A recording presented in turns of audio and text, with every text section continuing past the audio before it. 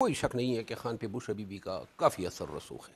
اگر کسی ہے شخص کا یا خاتون کا تو یہ سارے ایک طرف ہو جائیں. بش بیوی کا اثر طور پہ ساری دنیا ایک طرف تھی کہ مشال یوسفزئی کو ٹکٹ نہیں دینا ہے, بش بیوی نے دینا تھا, مل گیا. خان پہ ان کی ذات کا بہت ہی زیادہ اثر ہے. آئی کہتی تو ہیں, کرتی نہیں ہے. اس کو بھولنا نہیں چاہیے. 2 سال سے سب سے powerful authority P T I میں جو ہے وہ غیبت ہے.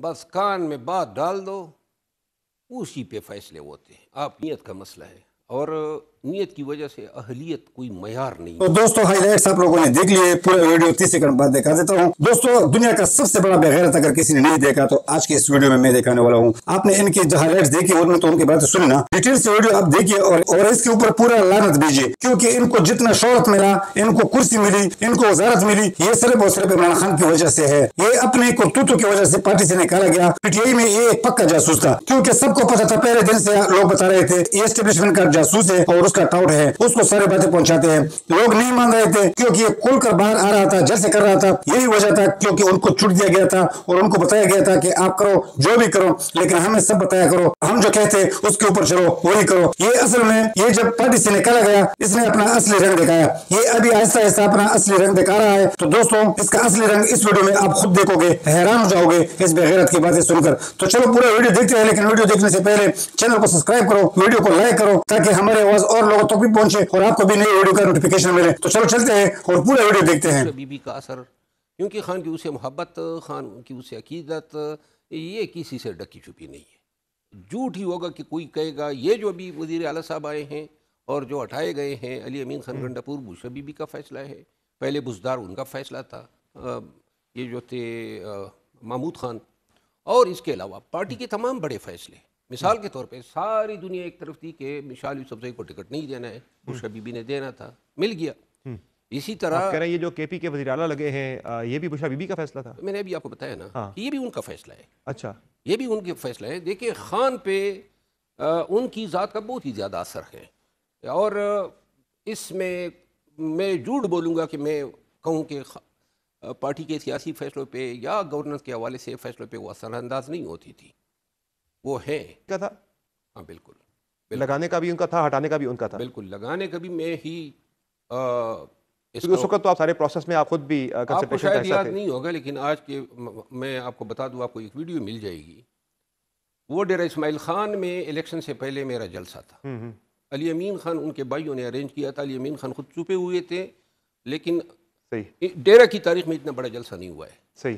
میں جب وہاں پہ گیا اور عوام کا مطلب لاکھوں سے زیادہ لوگ تھے, تو میں نے ان کو پھر کہا کہ ڈیرہ کے لوگوں, آپ کا یہ نمائندہ علی امین خان آنے والا وزیر اعلیٰ ہوگا. یہ جناب علی پک کر لی پی ٹی آئی کے سرکلز نے, اور علی امین خان مخالف گروپ میں پیچھے پڑ گیا. اب یہ بات میں نے اپنے پیٹ سے تو نہیں کہی تھی. آپ کو بشرا بیوی کی طرف سے مجھے مطلب اس کی تقرری ہو رہی تھی, اور جس وقت یہ فیصلہ ہو رہا تھا تو میں اس کا چشمدید گواہ تھا. صحیح.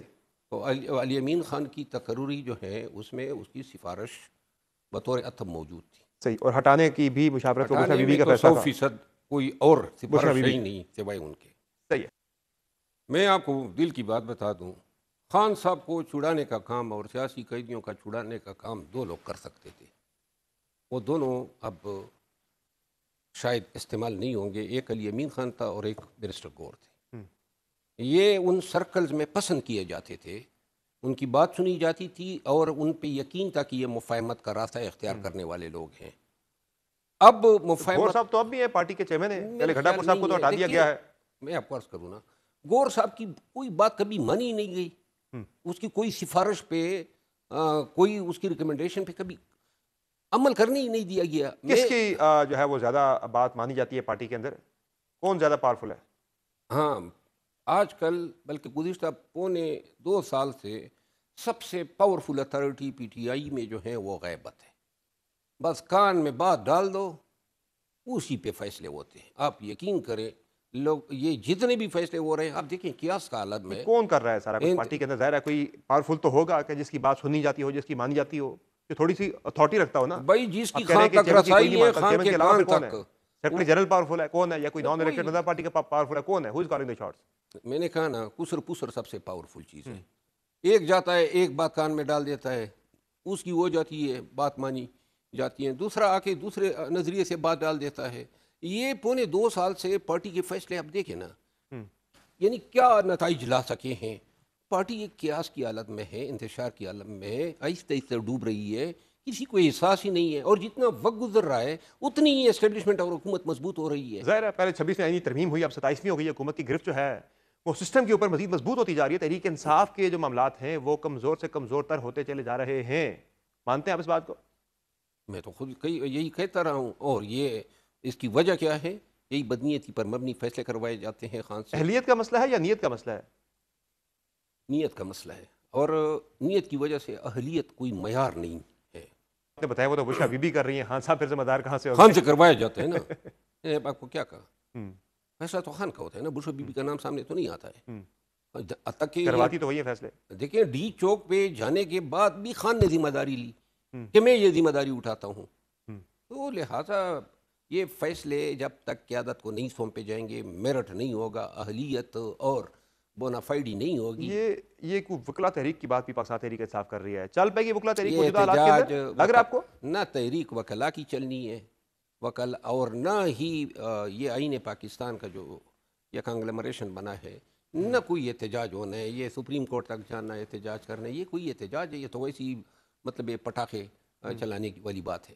احتجاج کا مطلب ہے کہ پی ٹی آئی 4 سے 5 لاکھ لوگوں کو اسلام آباد کی سڑکوں پہ اگر لا سکتی ہے، نہیں لا سکتی ہے تو پھر صرف تماشا دیکھیں کہ ان کا لیڈر جیل میں بند ہی رہے گا. آپ نے مصافحہ کیا شہباز شریف صاحب سے، اس پہ بھی پارٹی میں بڑی جو ہے تنقید ہوئی. آپ نے کہا نیکسٹ ٹائم پھر میں جفی ڈالوں گا. تو جفی کون سی والی ہوگی؟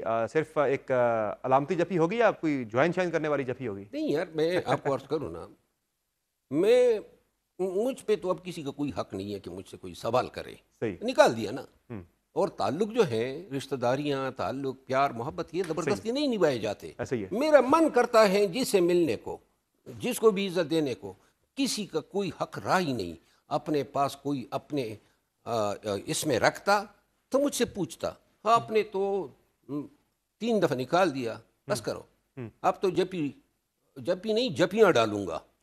ہر اس شخص سے ڈالوں گا جو جس کو ماضی میں نے چھوڑا نہیں ہے. ان کے لیے میں نے ان کی تصدیق کی ہے، اور جن نے تصدیق کی وہ تعظیم دے رہے ہیں، اور یہ اب نے مجھے گالیاں دے رہے ہیں. اس تصدیق پہ آپ جو ہے شرمندہ ہے کہ میں نے غلط تصدیق کی؟ ہمیشہ کہتا ہوں کہ آئندہ سیاست میں کسی پارٹی کے لیے کسی مخالف کی تصدیق کبھی نہیں کروں گا. اور تصدیق تو میں نے کی تھی، ان تمام کی، یہ میاں صاحبان کی، پیپل پارٹی کی.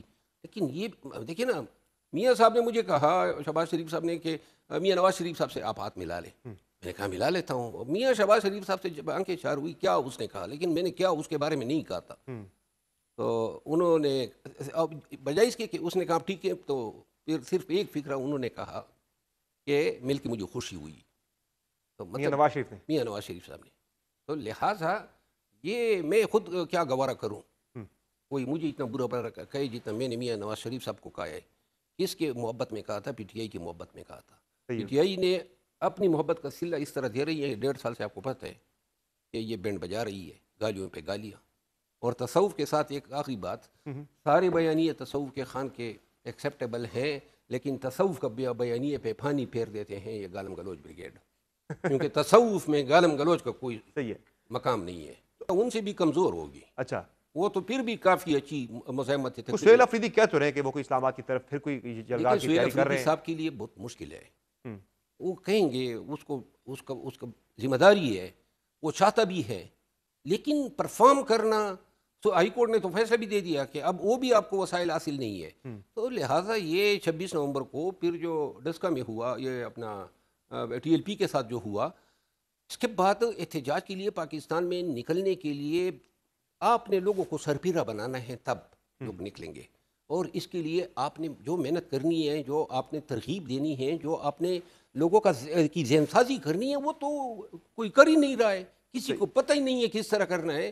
10,000 لوگ بھی اگر نکل آئے نا، علی امین خان جب 24 نومبر کو آیا تھا تو 1,50,000 سے زیادہ لوگ تھے. اب اگر 10,000 کسی نے دیکھ لیے کہ نکل آئے تو پھر آپ مجھے کہیں جی کہ آپ کو سیاست کی بھی نہیں ہے. بڑی جذباتی تقریریں کرتے ہیں سہیل افریدی صاحب. کیا آپ نہیں نکلیں گے لوگ ان کے پیچھے؟ سہیل افریدی اور علی امین خان میں فرق یہ ہے علی امین خان بھی خان کو نکالنا چاہتا تھا، لیکن یہاں یہ بھی پڑی ہوتی ہے کہ علی امین خان نے نکلوا لیا تو کریڈٹ اس کو چلا جائے گا، اس کی کوششوں کو ناکام بنانا۔ سہیل افریدی بھی نکالنا چاہتا ہے، اور سہیل افریدی جو ہے وہ سیدھا ہے، علی امین خان حکومت بچانا اور چلانا چاہتا تھا، یہ اسٹیک وہ شاید نہیں رکھنا چاہتا ہے، وہ شاید یہ پرواہ نہیں رکھنا چاہتا ہے۔ سہیل افریدی کو مایوسی تب ہوگی کیونکہ اس کے خلوص پہ میں شک نہیں کرتا، لیکن میں جس چیز پہ شک کرتا ہوں وہ استعداد پہ ہے، وہ صلاحیت پہ ہے، اور اس عمل کو کامیاب بنانے پہ ہے۔ مجھے نہیں لگتا ہے کہ گزشتہ احتجاجوں کے یعنی 10ویں حصے کے برابر بھی احتجاج ہو